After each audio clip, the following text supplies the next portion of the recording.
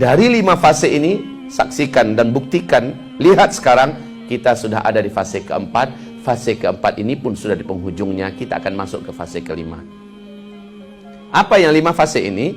Pertama, ahdun nubuwah, fase kenabian.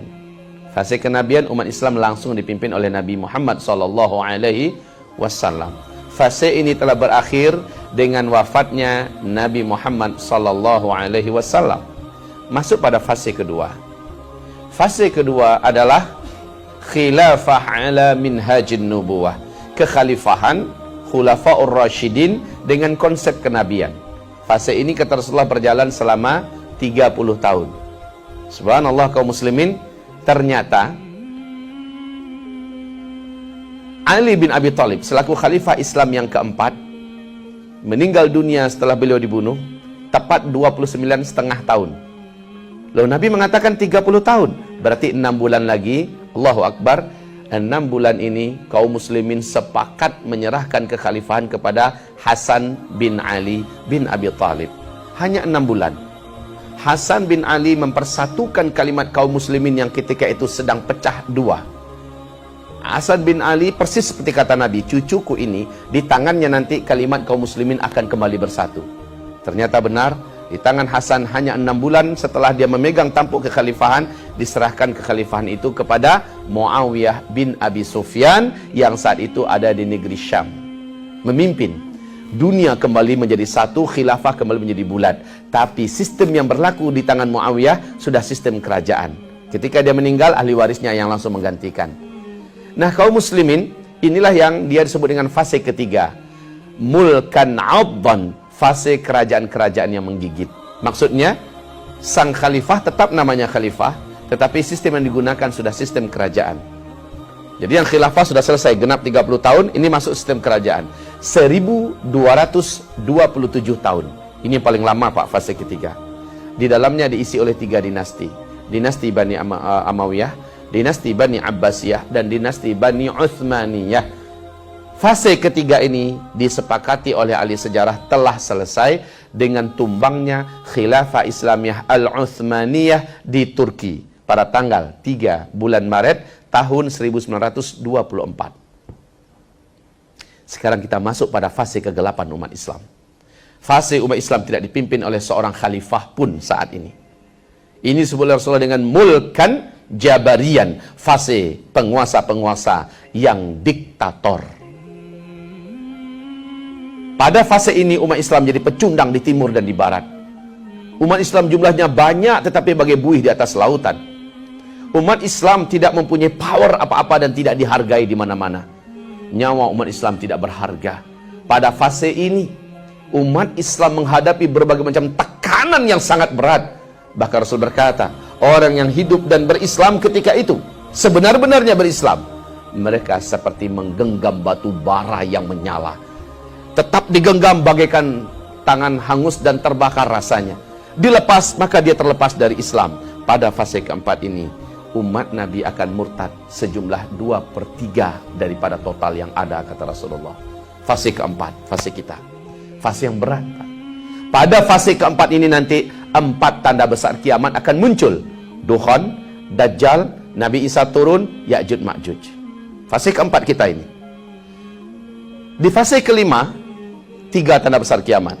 Matahari terbit dari sebelah barat, keluarnya binatang raksasa dari dalam perut bumi sebanyak 3 kali di tempat yang berbeda, dan terakhir bertiupnya angin lembut yang membawa kematian kepada seluruh orang-orang yang beriman di muka bumi ini. 7 tanda besar kiamat akan disaksikan oleh umat Nabi. Nah, fase keempat yang kita jalani sekarang ini, sekarang sedang ada di ujung-ujungnya Pak. Bagaimana kita menandakannya? Sebentar lagi. Fase keempat ini pasti akan berakhir. Masuk di fase kelima. Pada fase kelima, enggak lama. Bumi ini aman, seaman-amannya, kata Rasulullah. Bumi sudah kembali dipimpin oleh khilafah Islamiyah. Fase kelima Nabi menyebutkan khilafah ala minhajin nubuwah. Kembali hadir kekhalifahan dengan konsep kenabian.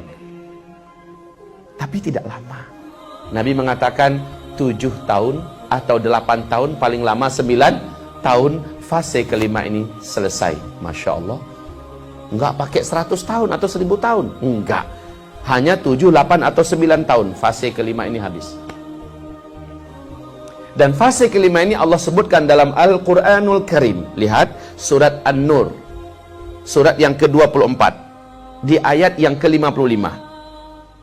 Jadi kita imani fase kelima ini pasti akan terjadi, di mana bumi akan kembali dipimpin oleh khilafah Islamiyah.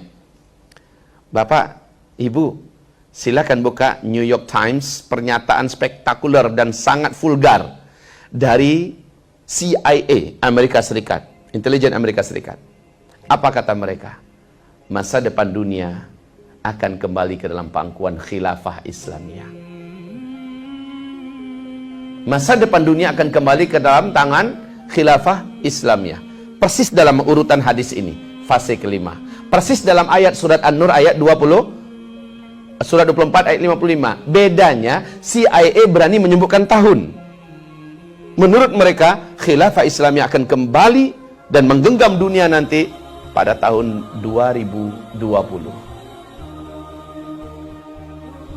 Beda dengan KGB Rusia. KGB Rusia mengatakan jaya-jayanya nanti khilafah Islamiyah di masa yang akan datang memimpin dunia ini adalah tahun 2025.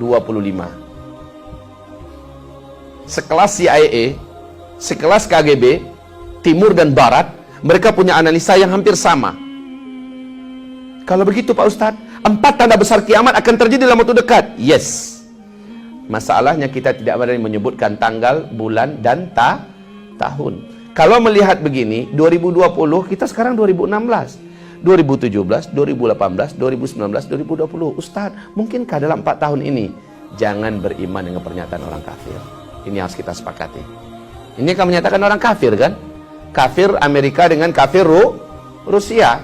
Tapi setidak-tidaknya kita pasti wajib beriman dengan ayat Al-Quran surat An-Nur ayat 55 yang menjamin masa depan dunia akan kembali dalam pangkuan khilafah.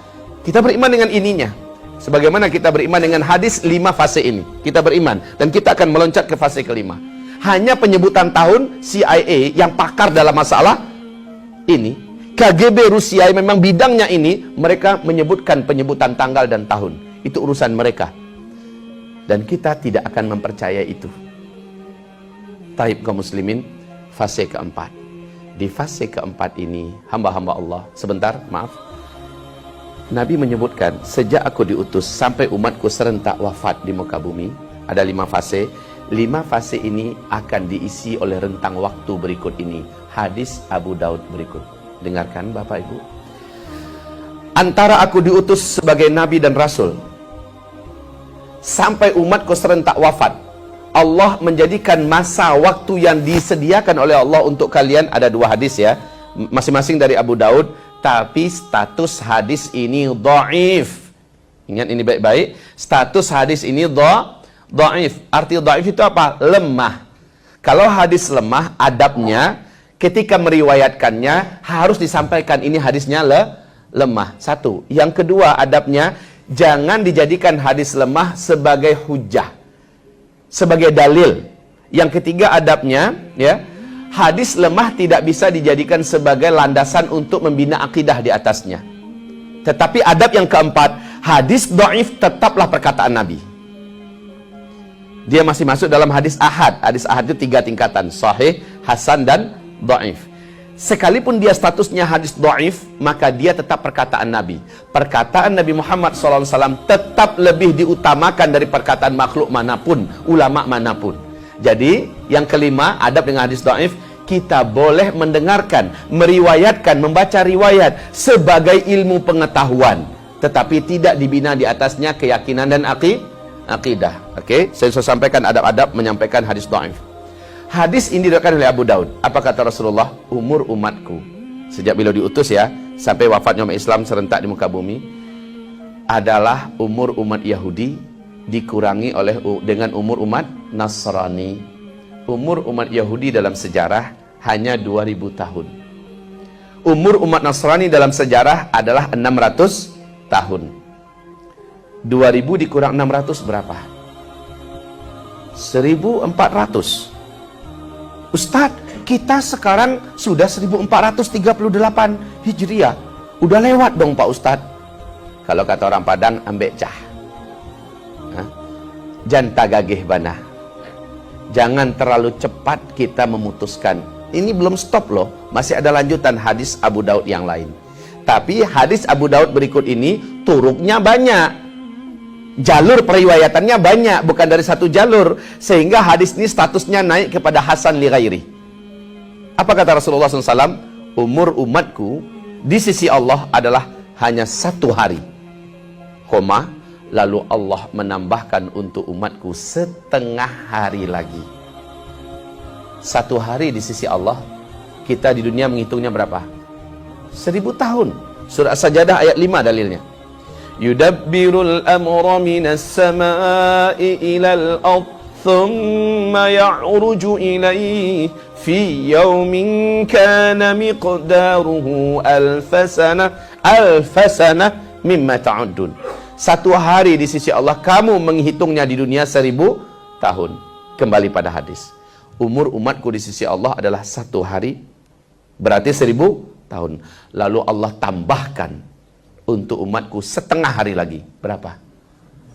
Hadis ini ditutup, semoga umatku tidak menjadi lemah karena Allah menambahkan untuk mereka 1/2 hari lagi. Coba lihat, makin ke ujung makin lemah nggak kita terasa? Makanya Nabi menutupnya dengan doa, semoga umatku tidak menjadi lemah. Gimana tidak? Makin kesini makin berat keadaan kita, Pak. Makin lemah keadaan umat Islam. 1000 tambah 500, 1500. Kalau tadi 1400, maka dengan ini para ulama membuat kesimpulan umur umat Nabi ini lebih dari 1400 tahun, tapi tidak akan full 1500 tahun. Imam Asy-Syaukani bahkan menyebutkan 1476 umat Nabi Muhammad di muka bumi ini sudah habis. 1476. Ada pernyataan yang disandarkan kepada Ibnu Hajar Al-Asqalani, tetapi sampai hari ini saya sudah membolak-balik kitab-kitab itu, saya belum menemukannya. Tapi disandarkan, dan ini menurut saya penyandaran yang kurang bertanggung jawab. 1477. Ada lagi yang menyatakan 1482.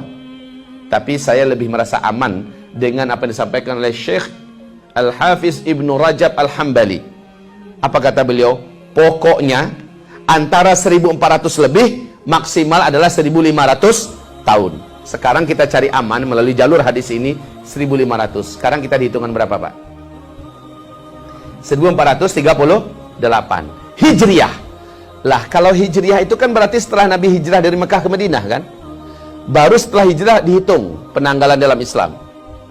Padahal menghitung umur umat Islam sejak Nabi Muhammad diutus sebagai Nabi dan Rasul. Artinya, ada 13 tahun beliau di Mekah yang belum masuk ke dalam 1438. Tambahkan. Gitu kan? 1438 tambahkan ke 13. Hasilnya 1451. Andai kita ambil full saja bulat 1500, tersisa di depan kita hanya 49 tahun saja lagi umat Islam ini masih hidup di bumi. Setelah itu seluruh umat Islam Allah habiskan. Bukan kiamat ya. Umat Islam Allah habiskan. Kiamat nanti. Kiamat yang akan menyaksikannya hanyalah orang-orang kafir saja di muka bumi ini. La haula wala quwata illa billah. Di satu sisi kita akan berkata, alhamdulillah. Betul, Pak? Karena kita umat Islam tidak akan menyaksikan kiamat. Sejelek-jelek makhluk yang hidup di muka bumi, kata Rasulullah, seburuk-buruk manusia yang hidup di muka bumi adalah yang nanti akan langsung menyaksikan kiamat besar, kehancuran alam semesta. Dan Allah Maha Santun, Maha Mulia, Maha Pengasih, Maha Penyayang. Seluruh hamba-hambanya yang beriman Allah wafatkan dulu agar tidak menyaksikan itu. Tapi yang innalillahi wa inna ilaihi raji'unnya adalah ternyata dekat sekali waktunya.